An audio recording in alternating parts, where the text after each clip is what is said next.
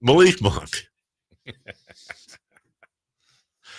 Malik Monk is the number one priority for our Sacramento Kings. Should be, right? I think so. Yeah.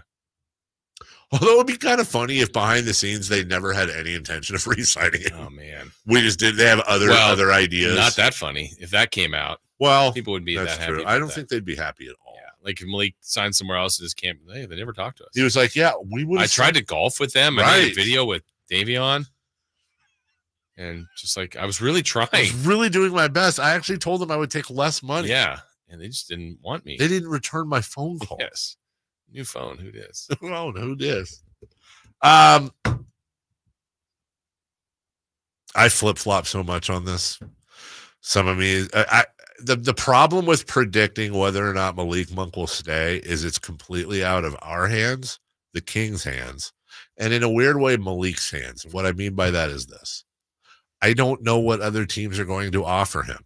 I do believe that if a Philly or an Orlando or a Cleveland or a OKC or a whoever that's going to perhaps have space, I do believe if they offer him significantly more than the whatever it is, 4 years 78 or 2 years 39 that the Kings can offer, I think he'll take it. Okay, trying this from a different angle, is there a way the Kings could show enough interest and want to be interested, but maybe not truly want to sign him for a long term? I don't know why they wouldn't, but I mean, what's the sweet spot of the Kings offer? Malik's group's got to know they're serious. Yes. I don't know what makes more sense for the Kings to offer in a sense, because they could just do a shorter deal and then get into bird rights and then say, hey, next, like kind of the bet on yourself thing. Sure. But you also want to be true to Malik and say, look, I still, I don't want you to feel like you're being shortchanged for a year when I know that those other teams can offer you more. That's kind of the angle. What are the Kings' approach here on what their offer is? Well, the max they can offer, I believe, is 4 years 78. Yeah. I believe they can also offer 8. But in a year later, he can get more, correct? Well, your opt-out would be after 2, I believe. Okay. In a 2-year deal, which is, I don't think Malik Monk's signing a 4 year 78. Yeah. I think we can move that right off the table. I think the options for Malik Monk when it comes to the Kings would be either a 1-year deal straight up, or more likely a 2-year deal for the max they can give him, which I believe is somewhere in the neighborhood of $39 million for both years combined, with a 1-year opt-out. Now, not to get too, nerdy here, but if they do that, let's say, okay, Jason, 2 years, $39 million with a 1-year opt-out, then the idea would be Malik goes out, has, same old great year, opts out of his contract, and then what happens is, because they signed Malik Monk with what's called I believe it's the mid-level exception, they only have what's called his early bird rights. They don't have his full bird rights. So they're limited on what they can give him, which is really stupid that other teams can give him more than the team that owns him, but it's just part of the rules.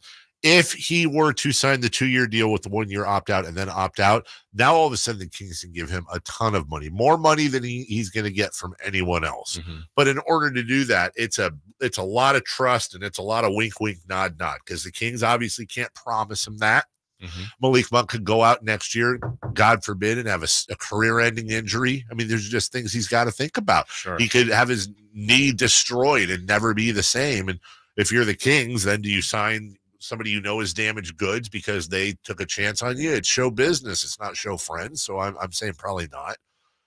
So he's effectively almost certainly going to have to take a leap of faith with Sacramento if he wants to stay here and bet on himself as well. Now, you could respond to that and say, well, the Kings kind of took a leap of faith on him when they signed him. He wasn't that tremendous, but I think we also underrate his final year in LA. They got him on a 2-year, $18 million deal, so $9 million a year.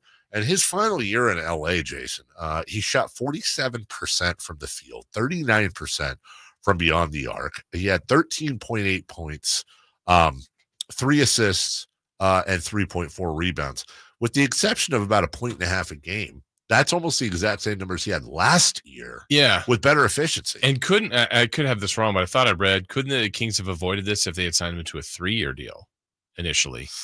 But part of that concern probably was based on what you said. Like, he hadn't had this most amazing track record, so probably 2-18 felt right. Felt like the nice sweet spot for Malik getting more money and some security, and hey, if this doesn't work, we're not hamstrung. But yeah, but that could have also come from Monk's team. Of the Kings could have offered 3 and said like, no, we'll do 2 because we're going to prove ourselves. I don't know the answer to that. And by the way,